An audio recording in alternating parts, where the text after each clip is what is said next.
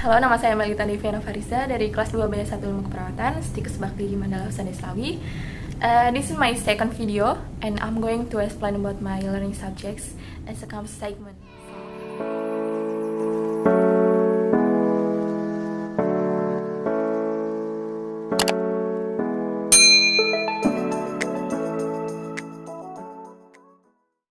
Jadi dalam video ini saya akan menjelaskan, akan mengupas apa itu HIV, apa saja gejala yang muncul, bagaimana pencegahannya, bagaimana penularannya, pengobatannya, dan juga peran perawat dalam pengobatan HIV.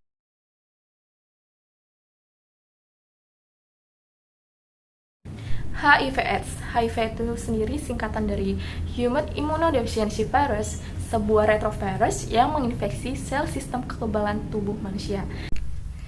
Sedangkan AIDS atau Acquired Immunodeficiency Syndrome adalah gejala yang didapat dari kurangnya sistem imun. Dan HIV yang masuk ke dalam tubuh akan menghancurkan sel CD4. Sel CD4 adalah bagian dari sel darah putih yang melawan infeksi. Gejala yang muncul saat seorang terinfeksi HIV itu bisa sariawan, demam, muntah, penurunan berat badan secara signifikan. Untuk mengetahui stadium dalam HIV/AIDS itu dibagi menjadi 4. Yang pertama, stadium asimptomatik. Tanpa gejala, antibodi HIV sudah terbentuk walaupun tidak ada gejala, namun jika dites hasilnya pasti positif, bertahan sekitar 8-10 tahun tergantung orangnya, dan jika ini tanpa disadari akan berlanjut ke stadium 2. Nah, di stadium 2 ini sudah muncul gejala-gejala mulai berat badan turun, muncul penyakit seperti jamur di kuku, sariawan, mungkin jika orangnya masih menghiraukan bisa sampai ke stadium 3. Dalam stadium 3 ini berat badan turun drastis, lebih dari 10%, diare lebih dari 1 bulan, demam sampai 1 bulan, jamur di dalam mulut jika tidak dirasa sampai ke stadium 4. Pada stadium 4 ini yang dinamakan AIDS atau waiting syndrome. Untuk gejala sudah lebih parah, kulit berjamur, berat badan sangat turun drastis hingga seperti tulang dan kulit. Tapi kalau ada orang yang tiba-tiba ngomong, ih sariawan, demam, jangan-jangan HIV. Bukan berarti orang itu terkena HIV. Untuk mengetahui HIV itu harus dilakukan tes. Jadi jangan ngejudge orang dengan. Mengapa HIV menular? HIV adalah virus yang aktif di dalam tubuh penderita. Penularan HIV terjadi saat darah, ludah, sperma, cairan vagina, maupun air susu ibu dari seorang yang terinfeksi masuk ke dalam tubuh orang lain.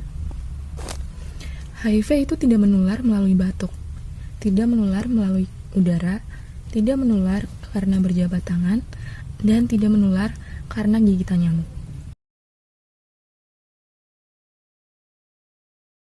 Ada 5 upaya dalam pencegahan HIV/AIDS. Ada A, B, C, D, E. Apa aja sih? A itu ada abstinence yang berarti stop free sex. B, faithful, setia pada pasangan. C, kondom, gunakan kondom saat berhubungan. D, don't drugs, jangan gunakan narkoba atau obat-obatan. E, education, berikan informasi terkait HIV/AIDS. Pengobatan yang harus dilakukan pada pasien HIV. Pengobatan ini bertujuan untuk mengurangi resiko penularan HIV, menghambat infeksi oportunistik, dan meningkatkan kualitas hidup pada pasien HIV. Jadi HIV ini tidak dapat disembuhkan dengan cara obat. Kita hanya bisa menyembuhkan gejala yang muncul pada pasien HIV. Ada 3 cara dalam pengobatan HIV/AIDS. Yang pertama ada pengobatan terapeutik, profilaksis, dan penunjang. Untuk pengobatan terapeutik itu misalnya terapi ARV, terapi antiretroviral ini bertujuan untuk memperlambat pertumbuhan virus. Dan jenis obat dari ARV ini ada beberapa golongan. Yang pertama nucleoside reverse transcriptase inhibitors, ada nucleotide reverse transcriptase inhibitor. Yang kedua ada pengobatan profilaksis atau pemberian ARV pasca kajian untuk mengetahui teknik-teknik pemberian ARV itu bagi. Yang ketiga ada pengobatan penunjang. Dalam pengobatan penunjang ini ada tata laksana gejala yang meliputi multivitamin, dukungan nutrisi, pendidikan kesehatan, dan pencegahan.